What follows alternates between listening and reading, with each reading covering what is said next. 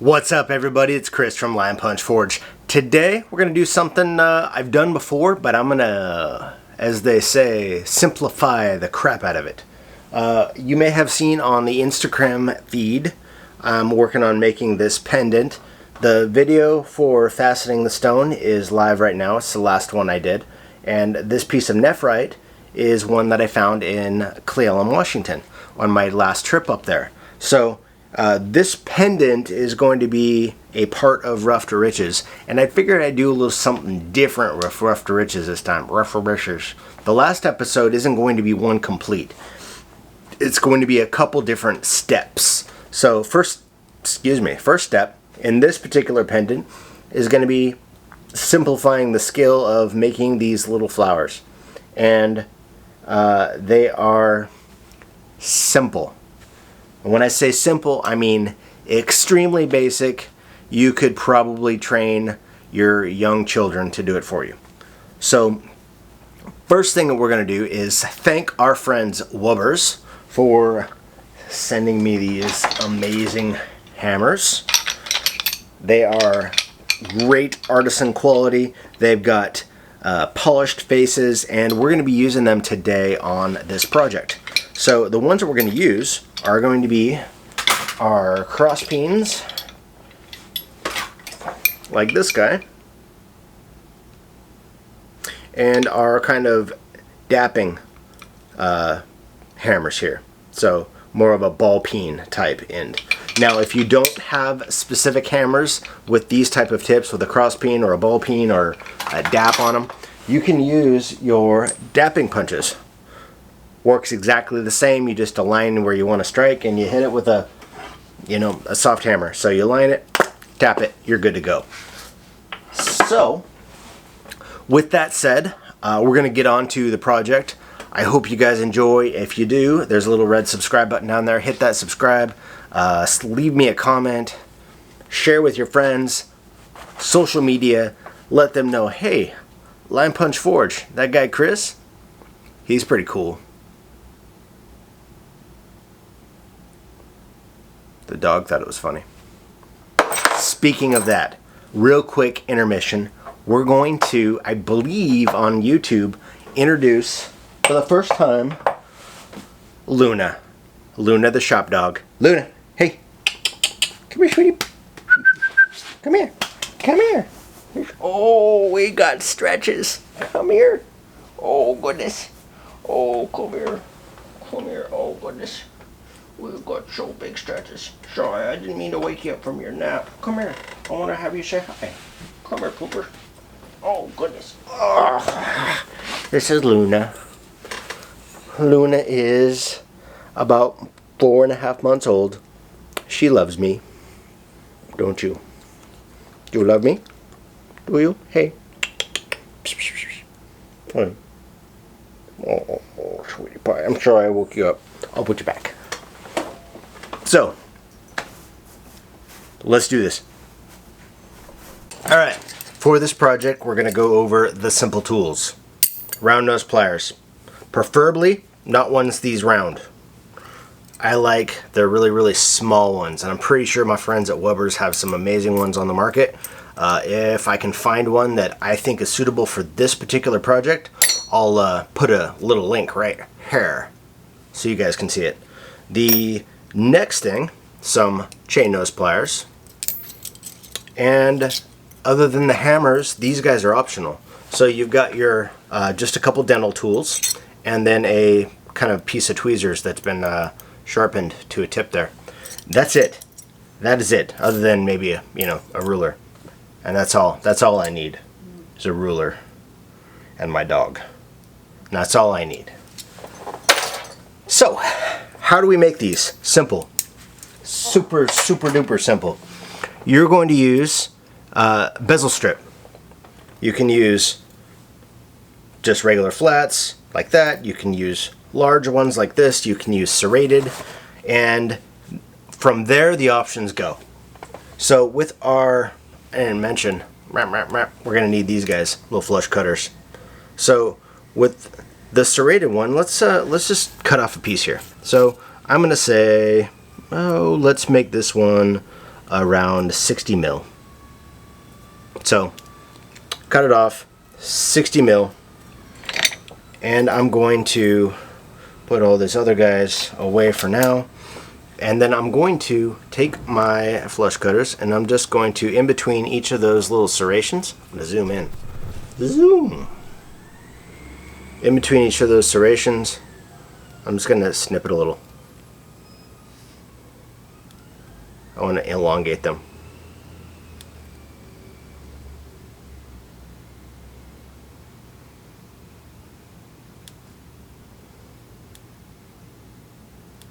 You can do this with a saw or any other way you prefer to do this.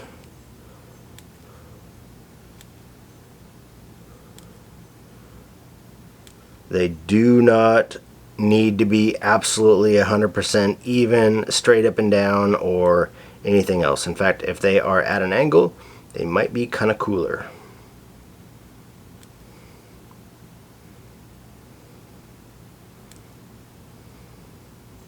They don't need to be exactly the same depth.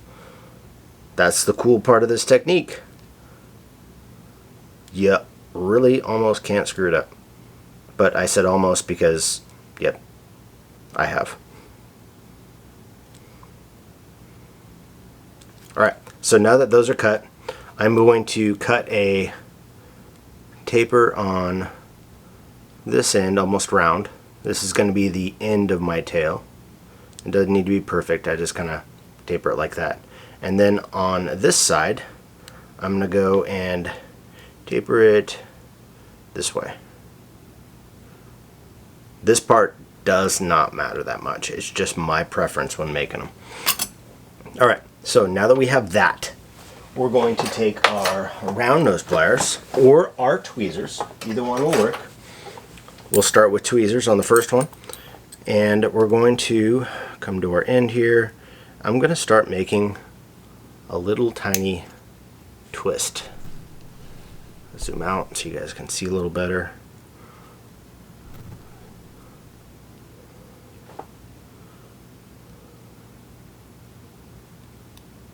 So now I've got a little twist started.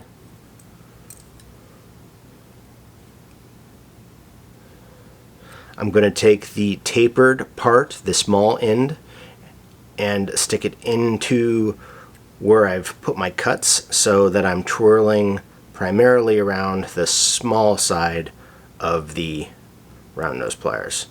And it doesn't matter if it's completely even, try and keep it at least somewhat even. Move it, clamp it around. You can always fix it. And I'll show you how to do that too. We're just twisting this around and creating a small little bundle of fun. So now that we have that,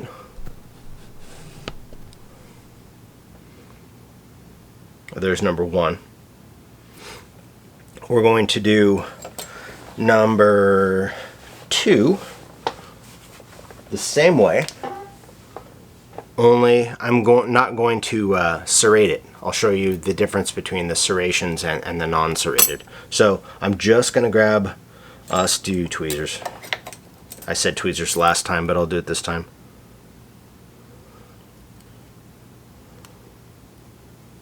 It helps if they are nice and solid.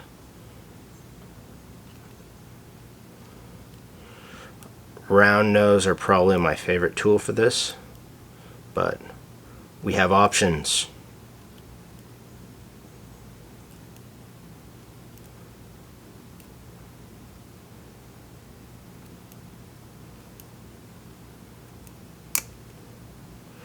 And then you can actually just kind of roll it up.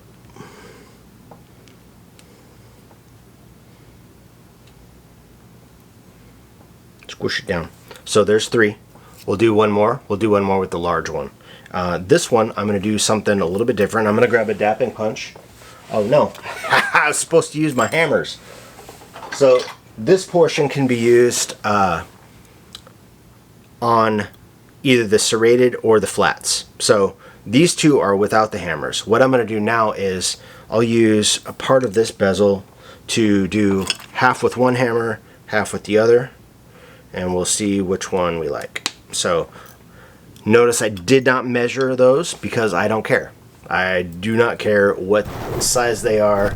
I'm going to be curling them up. If I'm making identical flowers, then I want to make sure that I am indeed measuring and making sure that when I roll them up, they have the same amount of material. So for this first one, I'm going to use this guy, little tiny itty bitty ball peen. I'm going to use, let's use a smaller end, and I'm going to go right along the top.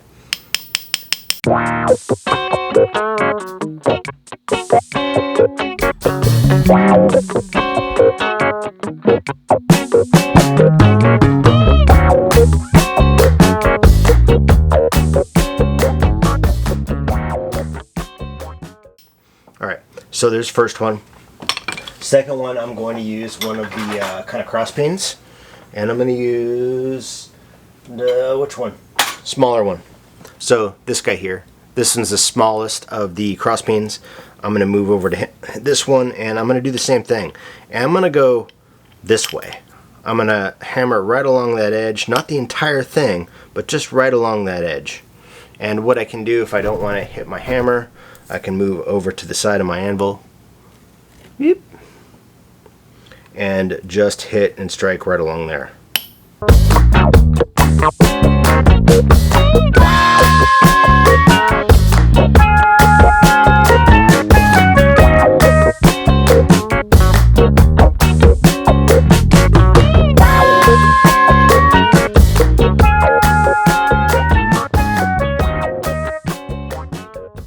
Alright, so you can see how hammering on one side using one hammer and then hammering on one side using the other hammer actually creates kind of a different overall shape. That's how the metal moves using those two particular types of hammer designs. Now I'm going to do the same thing I did before. I'm going to twirl around the end of a pair of round nose.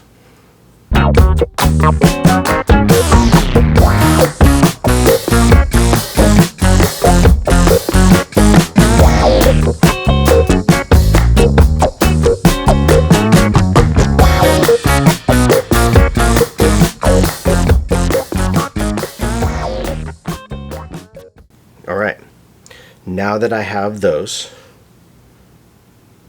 I'm going to go over and I'm going to turn them on their end so that the bottom is facing up, and I'm just going to lay some solder, a little piece of solder on there to kind of hold it all together, just a tiny piece. And so I'm going to do that off camera, but I'm going to put my flux on there, little solder, heat it up, let it flow, quench it, come back, and we're alright. Here we are soldered together. There's not a lot of solder on here. I want to make sure that they're a little bit more solid than they were before unsoldered. Now this is where the dental tools come in handy. I can take and get in there and start prying around. Move things around, move the wires around. See if I can zoom them more here. That's all I got. Let's move you down. That'll work. Alright. What we're going to want to do is, so I kind of messed around with this one a little bit already. And I'm just going to get in there. I'm going to start moving stuff around. You're going to get in here with some sanding and some cleaning up, buffing and all that. But what you're trying to do is just move those over so they start to look a little bit more like a flower. There's that one. So this one is our serrated bezel. Try and move that around. And I'm going to just insert and kind of twist.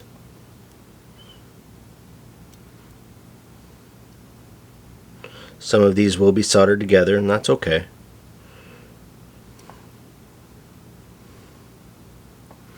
I'm going to actually hold these with some tweezers while I do this so I can get my sausage fingers out of the way.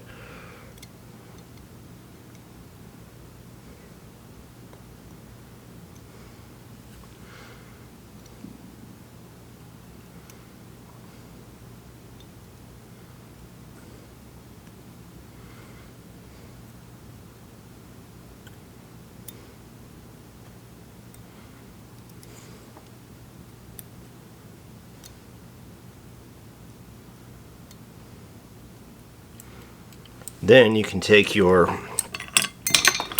round nose pliers and actually grab each one of those and kind of bend them down a little bit. Make the flower bloom. You can also find my other dental tool here. Got I had it in my hand. This one with a kind of flat, pushy end. I think for packing dental stuff. You can get the edge on there and just kind of flick it out.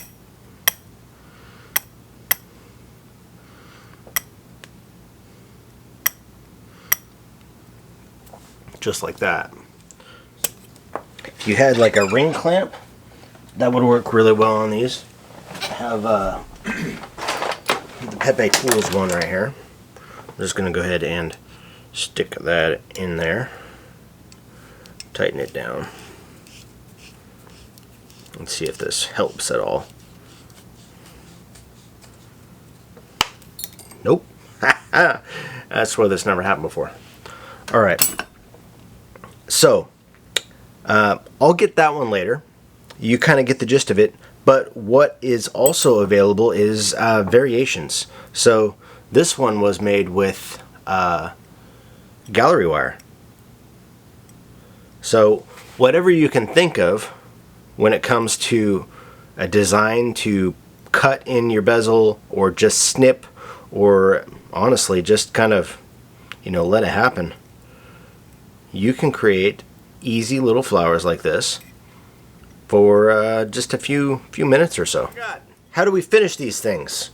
So you have, you know, your curled up back on there. What I have done in the past is I've taken a dome, I've placed and soldered a piece inside of the dome to create kind of a surrounding. I have also used the Pepe Tools disc cutter to locate a hole that would work well as a back plate soldered onto that flower. Let me see if I can get you guys right there. Right there. So in this case, the 3/16 would work fantastic to cut a disc out, flatten off the back, and then solder that disc to maybe a post-ear ring or another embellishment, something like that. But the Pepe Tools disc cutter can be used to create back plates for these as you make them. On this particular pendant, I used textured silver, made them into domes after I cut them on the disc cutter, and then soldered those into place on the roses. So these can add a lot of dimension to your piece and can kind of set things off a little bit. Hope you guys enjoyed. As always, I appreciate you. Do something nice, and see you soon. Don't forget to check out Wubbers. They've got some awesome chain nose pliers and some round nose pliers that would work fantastic for this project. Can't talk. Yeah, you'll get over it. See you later.